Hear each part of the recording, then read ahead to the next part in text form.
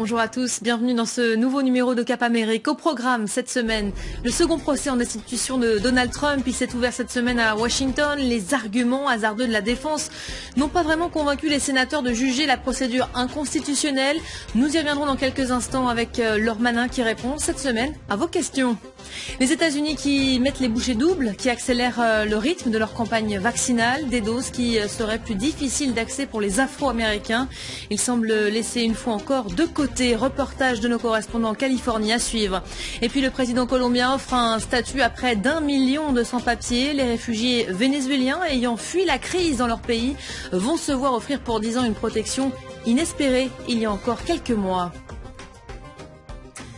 Le second procès en destitution contre Donald Trump s'est donc ouvert cette semaine aux États-Unis. L'ancien président américain, cette fois-ci accusé d'avoir incité ses partisans à envahir le Capitole, c'était le 6 janvier dernier. Ses avocats fraîchement nommés ont demandé lundi au Sénat de juger le procès inconstitutionnel. Ils n'y sont pas parvenus. La Chambre a décidé de poursuivre. Il faut dire que l'argumentaire était assez hasardeux. Écoutez. Vous savez, jusqu'au procès de Bill Clinton, personne n'avait vu de son vivant de procédure en destitution d'un président. Désormais, nous en sommes à la 3e. C'est supposé être la dernière procédure de sécurité, la dernière chose qui se passe. Est-ce que le travail du Sénat et de la nation doivent s'interrompre parce que la procédure de destitution devient la règle au lieu de la rare exception ? Voilà, les deux hommes qui, pour cette première audience, étaient tellement impréparés que le New York Times a raconté que Donald Trump fulminait devant son poste de télévision en suivant la fameuse séquence. Cette semaine, on répond à toutes vos questions, celles des internautes, ou plutôt Laure Manin. Bonjour Laure. Bonjour Elisabeth. Parmi les questions qui reviennent assez souvent, celle-ci, pourquoi se lancer et s'engager dans une telle procédure alors que Donald Trump n'est plus en fonction ? Eh bien, c'est toute la question. Évidemment, les républicains et les démocrates ne sont pas d'accord. Côté républicain, on estime qu'évidemment ce procès n'a aucun intérêt, qu'il s'agit en réalité d'une malhonnêteté intellectuelle de la part des démocrates, voire d'un acharnement judiciaire, et qu'aujourd'hui, Donald Trump n'est plus qu'un simple citoyen. Côté démocrate, on estime aujourd'hui que ce n'est pas parce que jusqu'à présent, aucun président américain n'a été jugé après avoir mis fin à ses fonctions que ça ne peut pas être le cas, et surtout qu'il faut faire passer le message que la conduite de Donald Trump était inacceptable. À noter que si le Sénat vote en faveur de cette destitution, eh bien ça veut dire qu'à l'avenir, Donald Trump ne pourrait plus avoir de fonctions fédérales importantes, sachant que s'il n'a pas été réélu cette fois-ci à la présidentielle, il pourrait se représenter une deuxième fois pour un mandat présidentiel, en tout cas pour l'instant. On sait que le vote en faveur de sa destitution est déjà passé à la Chambre des représentants. Quelles sont ses chances d'éviter la condamnation cette fois au Sénat ? Eh bien, ce sera une question de chiffres. Le Sénat aujourd'hui est tenu à 48% par des démocrates, 2 sièges indépendants qui leur sont rattachés et en face 50 républicains. Ça fait donc l'égalité, sauf que pour ce vote, il faut 67 votes qui soient dans le même sens. Ça veut dire 50 démocrates, mais aussi 17 sénateurs républicains. Ça va être très difficile à atteindre. Sachant que pour la première partie, à savoir si ce procès a été inconstitutionnel ou non, 6 républicains seulement se sont rangés au rang des démocrates et que déjà, il y aurait un effet de mauvaise impression dans le public des partisans de Donald Trump, qui estiment que ces 6 républicains ont lâché le président. Or, Donald Trump reste extrêmement populaire parmi la base des républicains. 82% ont toujours une image très positive de l'ancien président. 64% estiment toujours qu'il a gagné la présidentielle. Et les républicains n'ont pas intérêt à anticiper, à pousser les partisans de Donald Trump à créer un 3e parti, comme certains l'évoquent aujourd'hui. Ça leur serait extrêmement défavorable avant les élections de la mi-mandat qui auront lieu en 2022. Ça, c'est pour la procédure de destitution. Est-ce que Trump pourrait encore être jugé pénalement pour l'émeute du Capitole ? Alors, en théorie, oui, mais en pratique, ça va être extrêmement compliqué de prouver sa responsabilité parce que la liberté d'expression aux États-Unis est sacro-sainte. Elle est très large et elle est extrêmement protégée. Il s'agirait en fait d'un procès très politique parce qu'il aurait lieu au niveau fédéral. Mais ça ne veut pas dire que Donald Trump est sorti des ennuis judiciaires pour autant.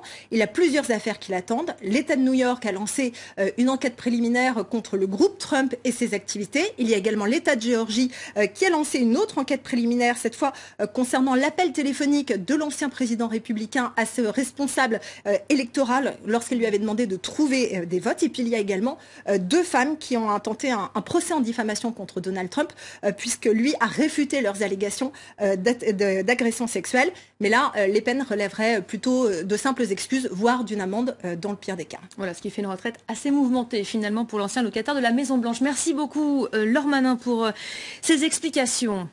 Il veut que tous les Américains soient vaccinés avant la fin de l'été. Joe Biden doit pour cela relever l'immense défi logistique que constitue cette campagne vaccinale hors norme. Faire face aussi à certains ratés, car cette course à la vaccination est en train de révéler certaines disparités. Les Afro-Américains, pourtant les plus touchés par la pandémie, seraient aussi les moins vaccinés aujourd'hui. Nos correspondants en Californie ont enquêté pour tenter de comprendre pourquoi. C'est un reportage de Valérie Defer et Pierrick Laurent.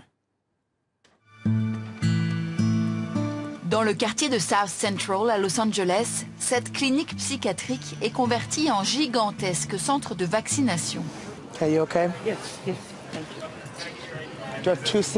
Face à l'inaction des autorités, le docteur Abraham a pris les choses en main et se bat pour faire vacciner les plus vulnérables. Cette niaque, ça vient de nos problèmes de logement, de notre précarité financière et alimentaire. C'est ce qui nous définit, c'est ce que nous sommes, y compris le personnel de santé qui travaille ici. Donc ce n'est pas surprenant que nous sachions relever ce genre de défis et obtenir des résultats. Nous n'avons pas le choix. Pour nous, c'est une question de vie ou de mort. Les Noirs américains ont 2 fois plus de risques de succomber au virus. Alors ici, on tient la cadence. Les infirmiers vaccinent jusqu'à 2000 personnes par jour. Nous devons recevoir des doses sur le point d'expirer en provenance de maisons de retraite. On ratisse large, genre toc toc toc, donnez-nous des vaccins. Ils jettent un œil dans leur frigo, ils disent allez, c'est bon. Mais d'autres endroits ont aussi besoin de ces vaccins. Au niveau national, les Afro-Américains n'ont pour l'instant reçu que 5% des vaccins, alors qu'ils représentent 20% des travailleurs essentiels dans le pays. Je suis un soignant et je me sens bien plus en sécurité, sachant que j'ai reçu la 2e dose de vaccin. À l'extérieur, des dizaines de personnes attendent depuis plusieurs heures, en plein soleil. Les habitants de South Central devraient être vaccinés en priorité, car nous sommes des travailleurs essentiels, car nous mettons nos vies en danger, pour que vous puissiez faire vos courses au supermarché, pour que vos rues soient propres. La campagne de vaccination se heurte aussi à une méfiance des Afro-Américains à l'égard du corps médical.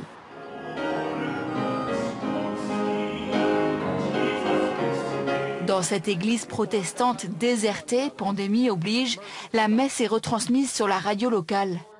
Le révérend Walden encourage à demi-mot ses fidèles à se faire vacciner. My brothers and sisters, we believe in God, but we also believe in the reality of science.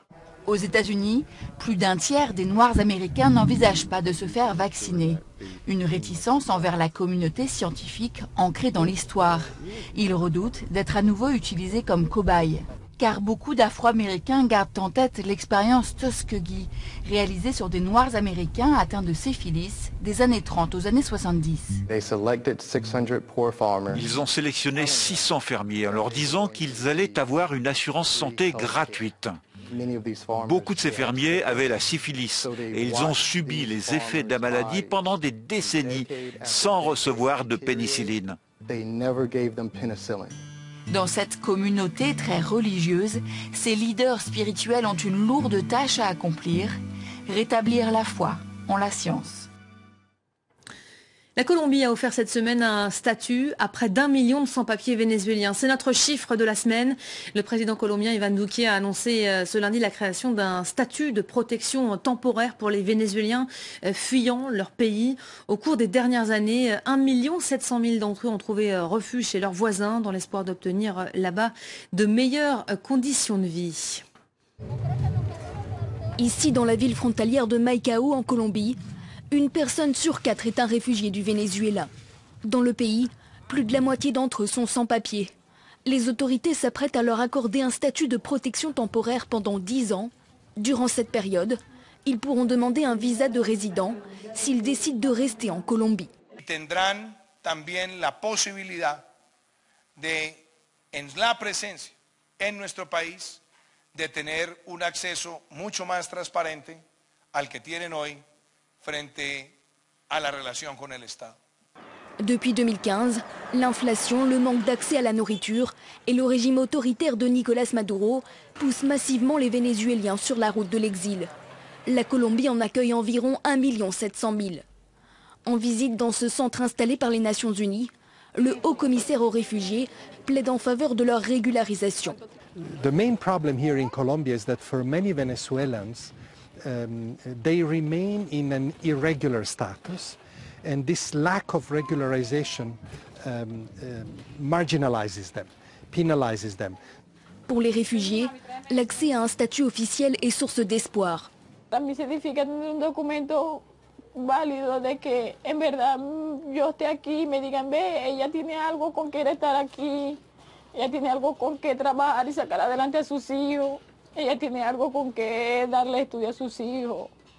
Cette mesure intervient alors que le président colombien avait annoncé en décembre dernier que les sans-papiers vénézuéliens seraient exclus de la campagne de vaccination contre le Covid-19. Très critiqué, Iván Duque a fait marche arrière et demande une aide internationale pour vacciner les migrants illégaux. Et avant de nous quitter, un clin d'œil à tous ceux qui télétravaillent en ce moment et une mise en garde si vous gérez plus ou moins bien les applications de visioconférence telles que Zoom. Un avocat américain qui utilisait le logiciel et visiblement pas très expérimenté a enclenché, sans le vouloir, un filtre chaton en pleine audience. Malaise immense dans la salle. Écoutez-le s'expliquer. Can you hear me, Judge? I can hear you. I think it's a filter. It is, and I don't know how to remove it. I've got my assistant here. She's trying to, but I'm prepared to go forward with it. Voilà, Amioto Cat, je ne suis pas un chat, c'est bien moi, c'est moi, était-il en train de s'exciter pendant que sa secrétaire essaie de réparer l'impair. Immense succès, évidemment, sur les réseaux sociaux. La séquence a été partagée à des fins de prévention par le juge lui-même afin de montrer à quel type de difficultés pouvaient être confrontés en ce moment les professionnels de la justice en temps de pandémie. Voilà, on va se quitter là-dessus, c'est la fin de ce numéro de Cap Amérique. Vous restez évidemment avec nous, d'autres infos à suivre tout de suite sur France 24.